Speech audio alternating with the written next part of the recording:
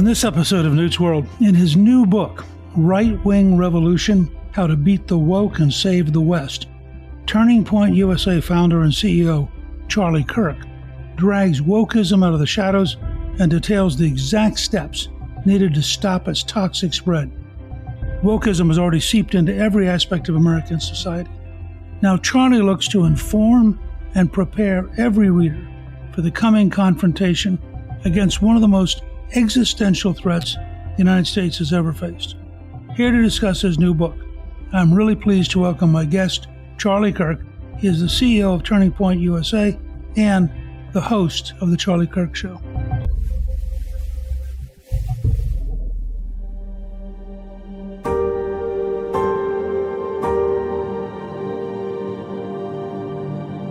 Charlie, welcome, and thank you for joining me again on Newt's World. Honor to be here, Mr. Speaker. Thank you for having me. Well, you've had such a huge impact in so many different ways. I'm curious, what led you to decide to write this book? It's a great question. In some ways, we're living through the beginning stages of what I would hope would happen, which is post-COVID, we have seen two major elements that are creating a lot of political distrust and societal unraveling all across the Western world, which is cheap money and mass migration.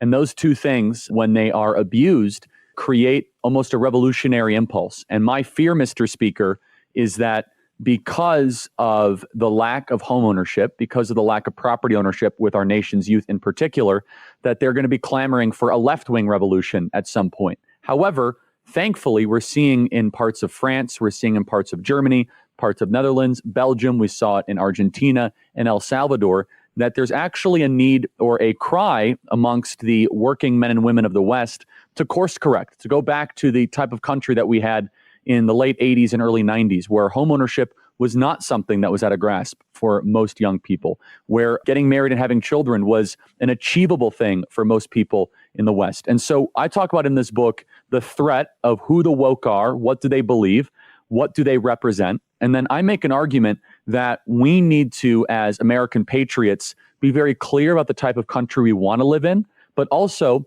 understand that the tactics that we need to employ, some people would label as revolutionary. We are up against a woke force, and I tell everybody what the woke is. It's a mixture of nihilism, postmodernism, deconstructionism, and Marxism together. And the woke, they're basically a group of people that complain until they control. So they complain relentlessly about alleged injustices until they control that institution. And what I argue in the book is that they're very beatable. However, it takes an attitude shift. Donald Trump helped start a lot of this attitude shift in the conservative movement, and we lay out the blueprint in the book. You've done something pretty remarkable in creating Turning Point USA, which is now in more than 3,500 high school and college campuses in all 50 states. You have a huge donor base of 275,000 people. It's astonishing the reach you've built. What do you think led Turning Point USA to take off and become such a significant organization?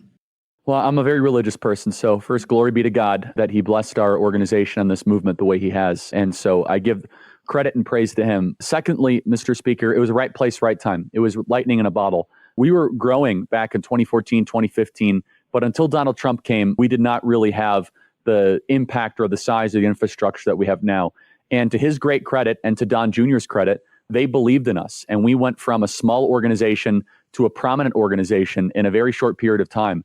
And President Trump deserves a huge amount of credit and gratitude from me because he hosted us in the White House numerous times. He would introduce us to top donors. He would bless the organization. And he would always see the need for a robust counter-youth movement from what we were seeing on college campuses. Now, I don't want to get too far ahead of myself, Mr. Speaker, but poll after poll shows that younger voters very well might favor Donald Trump for the first time, a Republican, since 1988. I mean, you've been doing this for quite some time, Mr. Speaker. When have we ever been able to say that younger voters are even in contention in the modern era? It's unthinkable. And I don't take credit for that at Turning Point USA or Turning Point Action, but I'll say that we definitely have helped play a role in organizing and messaging and reaching tens of millions of people on social media every single day. And we've started to lead that trend of younger people to think differently when it comes to political matters. Look how far we've come as a movement in 12 years. 12 years ago, during the height of the Obama era, when I got my political start and we started Turning Point USA, it was basically a standardized talking point that young people are liberal. They're always going to be that way. And there's really no point in changing it. Just try to lose less. Now we're thinking about potentially winning the youth vote. Again, I don't know if that's going to happen or not, but it's an incredible decade-long journey. And so the final thing I'll say is this, is that the woke have become the politically correct enforcers. It is not cool to be woke. It is not socially acceptable to be woke. It is actually now more cool to be rebellious. You have more young social media icons like Logan Paul and Amber Rose, people with tens of millions of followers on social media that are embracing Donald Trump. When Donald Trump shows up at a UFC fighting match, it's almost indecipherable from a MAGA rally. And so it's lightning in a bottle, right place, right time. And we've worked very hard over the last 12 years to help create this movement. And we hope that we can celebrate in November a big success, but a lot of work still yet to be done. Because you've been so successful in reaching out to young people, what would you say to the average candidate or the average actress? What are the three most important messages for young Americans?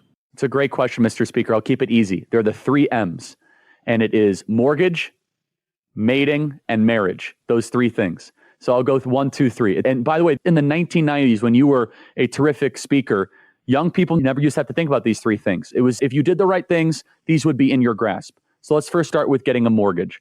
When Donald Trump was president and he left the presidency, according to Zillow.com, these are not Charlie Kirk's numbers, it's Zillow.com, in order to buy a single family home, the average income required to buy a single family home was $71,000 a year.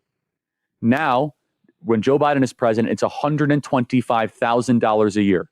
So unless your income has gone up $50,000 a year more in the last 3.5 years, you're not able to purchase a home in this country. That is creating a huge amount of generational and political rift where candidates for office, Republicans, need to be clear that I want to make it easier for you to be able to own a home. Now, I'm a free market capitalist, Mr. Speaker, and I know you are too, but I think that we need to have a robust public policy discussion about whether or not it's a good thing that 1 in 4 home purchases in this country are done by investors. And a large percentage of those investors are foreign and Chinese investors that are coming in and scooping up single family homes. I don't think American families should have to compete against a Chinese billionaire who wants to buy a $900,000 home in Scottsdale to rent it back to an American family. I think that violates the social contract. So that's number one. Number two, marriage. Marriage rates are declining in the West. That is less political. It's just more of kind of social and cultural commentary that we need to encourage more people to get married. And then finally, the fertility rates. Fertility rates, having children, it's the lowest it has been in American history. And the number one reason why married couples in the West are saying they are not having children, too expensive. And this is inflation. And this is why inflation is a driver for why people are not having children. They say groceries are too much, childcare is too much, gasoline is too much, so on and so forth. So the 3 M's, make it easier to get a mortgage, get married, and mating. The Democrat Party has made it harder for those 3 things. In fact, they're against those 3 things far too often. And we are seeing in the data, Gen X, Millennial, and Gen Z voters, when presented with those 3 issues, they vote Republican or they tilt Republican at almost a 75% clip. One of the places I know where you have shifted, and I agree with you 100%, is on moving towards early voting, which I think is extraordinarily important. I've been thrilled that you've been a leader in this. But would you walk folks through your own thinking, how you got to this conclusion, and what you think we should be doing about it? Yeah, it's an entire chapter of our book, Chapter 8, where I tell the story, Mr. Speaker, of I was a believer in a once correct but now outdated belief that everybody should vote on Election Day. And that's a great ideal. I don't think we should ever lose that ideal. But it is far from a reality, and that will result in us being displaced from power. In 2020, we fell 41,000 votes short, and we did not really embrace mail-in voting at all, and there were a lot of problems with that election, a lot of problems. We did not do a good enough job, and by we, I mean me especially, adjusting 2020 to 2022. And one of the reasons why it was the red wave that never happened, and it was like a red sizzle, was that the Democrats were able to use their apparatus to chase ballots, register voters, harvest ballots, and engage in voting month, where we were just engaging in voting day. So we have 12 hours to vote. They have 35 days to vote and to collect ballots. And so it was with the Kari Lake governor's race in Arizona. I think Kari Lake should be governor of Arizona if we would have done a better job. And Kari Lake hopefully will become a senator. I went to my voting location on voting day in Scottsdale, Arizona. I live in Arizona, and I went to vote, and it was a 2-hour waiting line. And there were machine tabulation failures. There was all sorts of issues. I thought to myself, what if these people would have voted early? We would have no lines. The turnout issue would have been completely different. So that's the first element. And so out of that drove necessity for change. In January of 2023, Mr. Speaker, nearly a year and a half ago, we saw that Trump was going to be the nominee. We made a prediction. We said, we're not going to involve ourselves in the primary very much. Instead, we are going to build America's first and biggest and largest ballot chasing army, where we are going to have the first of its kind of the conservative movement that will go out and build relationships, register voters, and chase ballots. Ballot chasing, it's not ballot harvesting because it's not legal in Arizona, Wisconsin, or Georgia, but it is building relationships with people months and months ahead of time, getting them on the voting rolls and encourage them to vote in early voting month. Specifically, by the way, low propensity voters, not exactly 4 out of 4 voters, but your 1 out of 4, even your 0 out of 4 voters. So these are net new voters. So we have hundreds of full-time people right now on the ground doing this work in Arizona and Wisconsin. I will say the numbers are already speaking for itself. In 2020 in Arizona, Republicans enjoyed a 110,000 voter registration advantage over Democrats. That's 110,000 more registered Republicans than Democrats. Now, 4 years later, there are 240,000 more registered Republicans than Democrats in the state of Arizona, a net new increase of 130,000.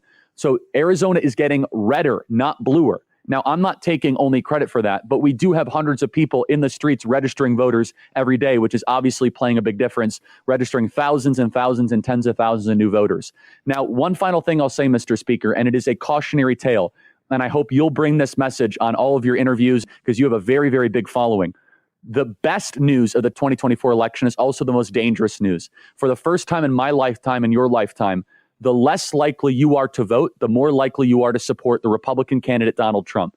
The lower propensity you are, the more likely you are to vote. That is amazing news, but it's also terrifying. That means that we might win the public debate. We might actually win a majority, but if that does not materialize into ballots in boxes and voting centers, then we're actually going to underperform the polls. We do not yet have an apparatus in the Republican Party, and we're trying to build it very quickly to capitalize and translate low propensity energy into election day results. So I'll throw it back to you, Mr. Speaker. I could talk about this topic all day long. We're in the weeds of it, and we're in complete agreement.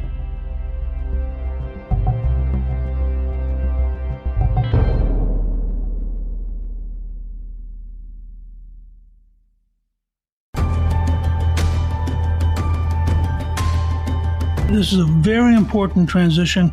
I was delighted when President Trump adopted your message and began talking about early voting. And it's exactly what you said. We are right at the edge of a Trump coalition replacing the Roosevelt coalition for the first time since 1932. I mean, it's an amazing moment of history if it happens. And it will only happen if people vote, and you're exactly on target. But let me ask you, though, in your book, you advocate for a right-wing revolution, something which, having been part of the Reagan Revolution and then done my part in 1994 with a contract, I believe in. But I think it's helpful to explain to people what kind of revolution you're describing and why that's the right language for the mess we're in. Yeah, absolutely. And actually, the Reagan Revolution and the Contract for America largely inspired the language choice for this. And I want to be very clear. When I say revolution, I'm not talking about a French Revolution or Russian Revolution. That's what some of my critics say. I mean, that's self-evident for anyone that follows my work. But I think it's an appropriate term because we're seeing a change in the status quo.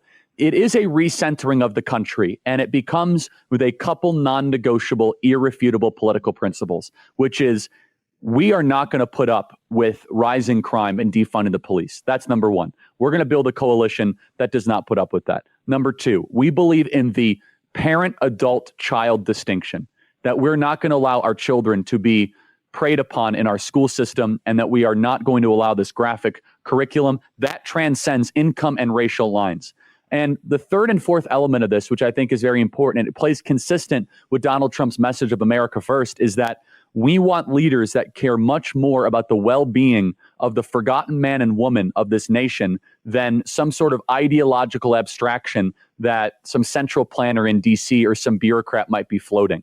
So the revolution is really very similar. It harmonizes with that of the 1980s or 1990s.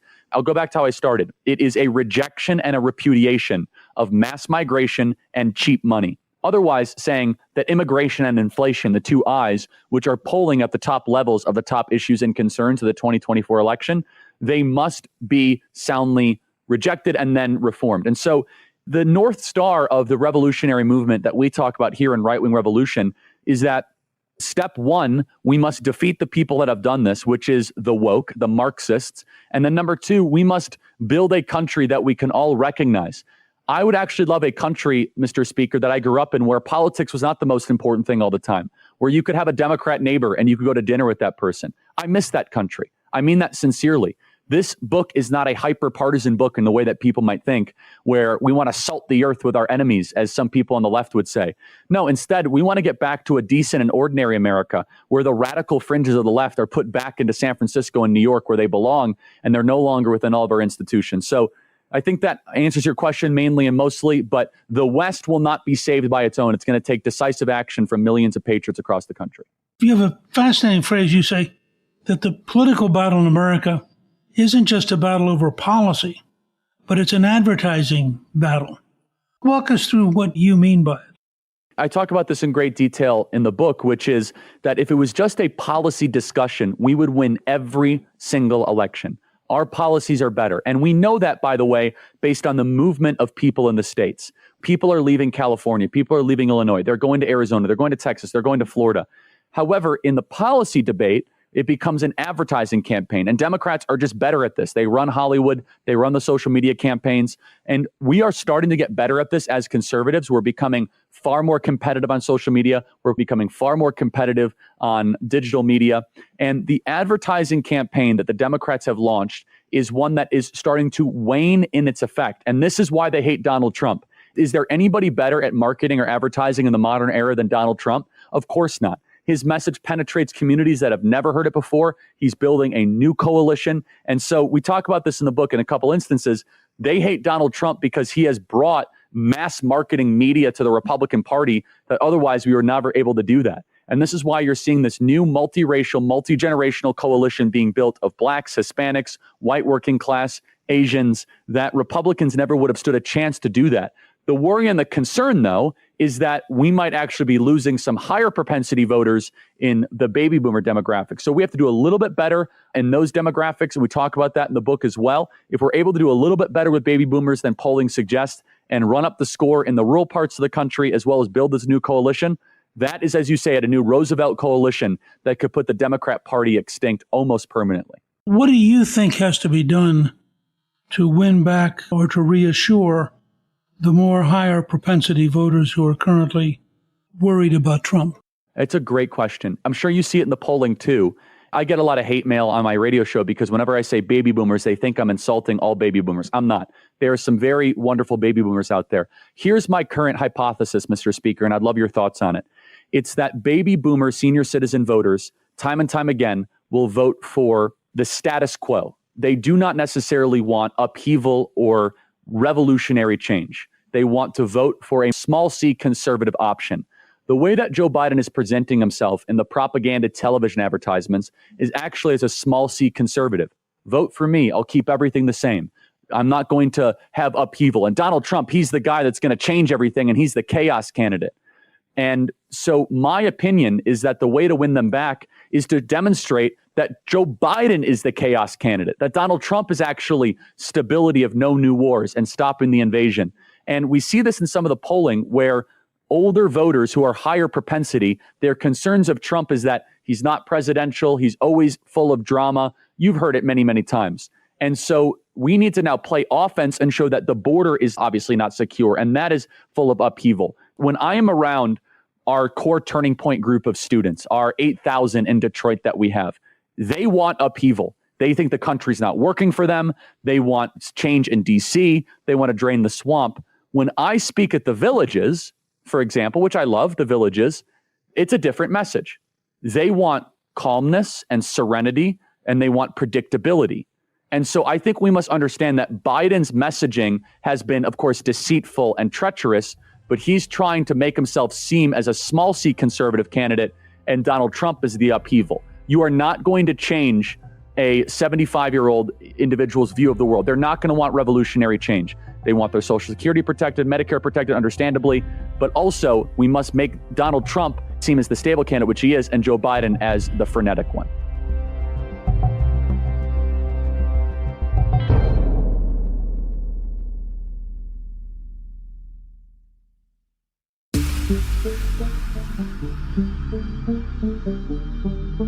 Don't you think to some extent Biden's cognitive decline weakens him even with that group? Because, they see people who go through this kind of decline. So I think they see it as a human thing, not just a political thing.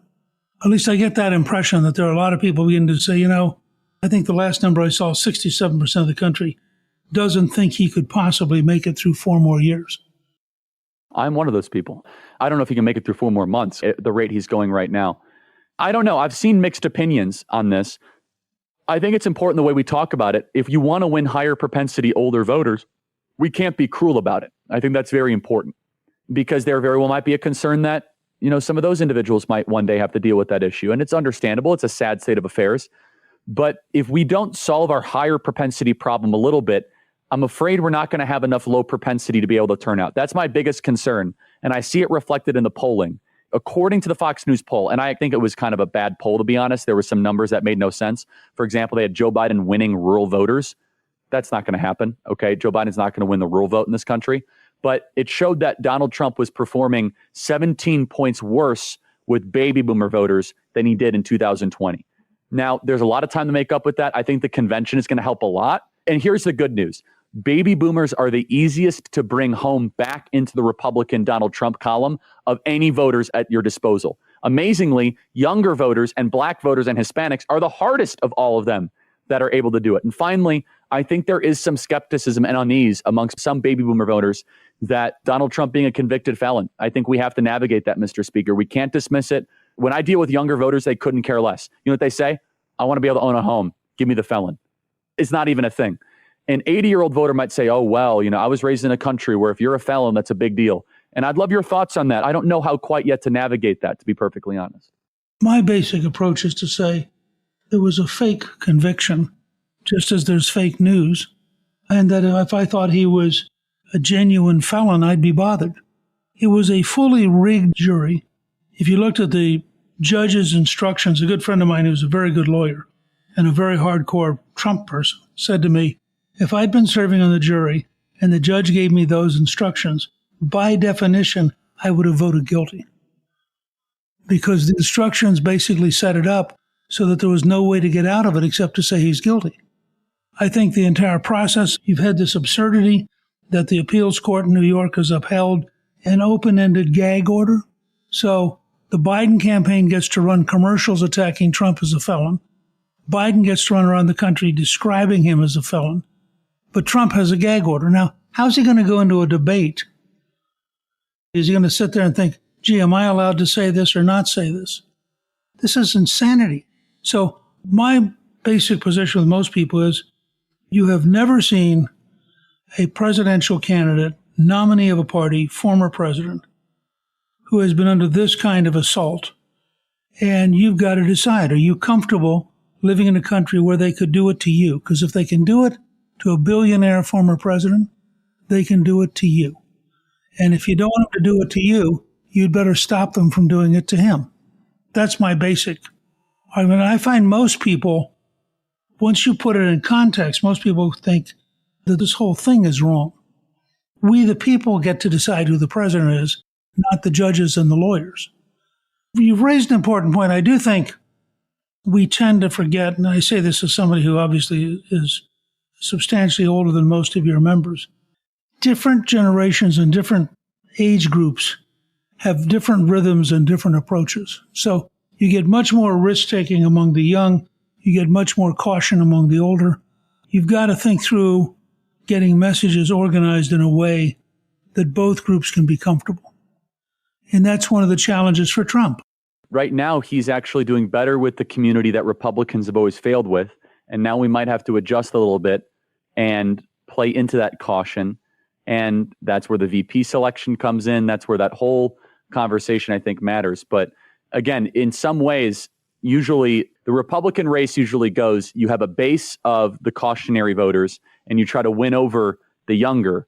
And now it's the opposite. I've never seen a campaign like it. Maybe you have, Mr. Speaker. I've never seen that, where in the final months, you're trying to go back into the pickleball courts and bingo nights and senior citizen centers and try to shore them up. It's true on both sides. You have Joe Biden spending a lot of time in the black community because he's trying to rebuild his base. And you have Trump having to think a little bit about reaching out to older Americans who are normally the Republican base. But that's part of the turmoil of where we are. I'm probably biased because I was involved as a junior congressman in the Reagan campaign in 1980. And it was a very, very close election until 2 weeks before the election. But the race looked very close. And they had only one debate all year. Carter lied, I think, more cleverly than Biden, but Carter lied pretty endlessly. Reagan came up, and it'll be interesting to see if Trump can do something like this. But Reagan came up with a very simple, there you go again, which he could say almost smilingly. I mean, he wasn't hostile, he wasn't engaging, and I think it's very important for Trump not to get sucked into some kind of barroom brawl with Biden. So the country looked up and they thought, Reagan's not scary. That was the key. Because they tried to scare, you can't give this guy nuclear weapons. I mean, he's a movie actor who made movies with chimpanzees. What are you, crazy? So the minute the country decided Reagan wasn't dangerous, the question became, can I stand 4 more years of Carter? I think the problem for Biden in debating Trump, in buying advertising, no matter what, is when it's over, people go back to the grocery store. And they walk in the grocery store and they go, I could not afford 4 more years of this. And they can't buy enough advertising to convince them that it's okay. I think that's why in the end Biden has an almost impossible job. I totally agree. And if Trump runs the type of race that I think he will, and Trump is a great finisher, this is a very important thing. In 2020, Donald Trump closed almost a 10-point polling gap in a 3-week period. In 2016, he did the same thing. That guy locks in like a heat-seeking missile from like October 1st to Election Day, and he finishes. And you might remember in 2020, he did something like 48 rallies in 25 days. I mean, it's an unheard of Herculean effort. It was full media dominance. If we want to get out low prop voters, if we want to win over baby boomers, Trump in that last 30 days, I can say this, he will finish better than Biden. As long as we're within the margin of error, which we are, and we do the work and register voters, he locks in those last 30 days and he plays his best ball when the pressure is on. It's really important to remember that a high propensity voter is somebody who has the habit of going out and voting. Usually somebody who's better educated, has a somewhat higher income, and historically, for the last 70 or 80 years, Republicans have had more of people who are likely to automatically go vote. On the other hand, a low propensity voter is somebody who doesn't vote all that often and has to be motivated or organized to go out and vote. Historically, in the Roosevelt coalition, those were Democrats. One of the great transitions of the last 10 years is that more of the high propensity likely to vote people have sort of drifted away from the Republican Party towards the Democrats, and many, many more of the low propensity unlikely to vote people have drifted away from the Democrats towards the Republicans. So it's a fascinating question about whether the appeal of Trump personally and the organizational ability that Trump is putting together can get folks who normally don't vote to show up and vote, while at the same time, can Trump, in fact, reach out and appeal to a little bit more of the folks who normally do vote, the high propensity voters. And on those two questions, I think ultimately the election will swing. I didn't realize until we were getting ready to chat today that you were the youngest speaker at the Republican National Convention in 2016. That was quite an honor. And you were the opening speaker in 2020. I have a hunch we're probably going to hear you again this year. Nothing's confirmed yet, but we'll see what happens. I'm in the same boat, but I have a hunch I'm going to see you in Milwaukee. I think so. We'll see. That's great. Listen, Charlie, I want to thank you for joining me. You have been an extraordinary leader in building Turning Point USA. I mean, it's really, people who aren't familiar with it should really look at it. It's an amazing organization. Your new book, Right Wing Revolution, How to Beat the Woke and Save the West, is available now on Amazon and in bookstores everywhere. And I want to let our listeners know they can find out more about your organization, Turning Point USA, by visiting your website at tpusa.com. And I really appreciate you taking the time to be with us. Thanks so much, Mr. Speaker. Thank you. Thank you to my guest, Charlie Kirk. You can get a link to buy his new book, Right Wing Revolution, on our show page at newtsworld.com. Newt's World is produced by Gingrich 360 and iHeartMedia. Our executive producer is Garnsey Sloan. Our researcher is Rachel Peterson. The artwork for the show was created by Steve Pendley. Special thanks to the team at Gingrich 360. If you've been enjoying Newt's World, I hope you'll go to Apple Podcast and both rate us with 5 stars and give us a review so others can learn what it's all about. Right now, listeners of Newt's World can sign up for my 3 free weekly columns at gingrich360.com/newsletter. I'm Newt Gingrich. This is Newt's World.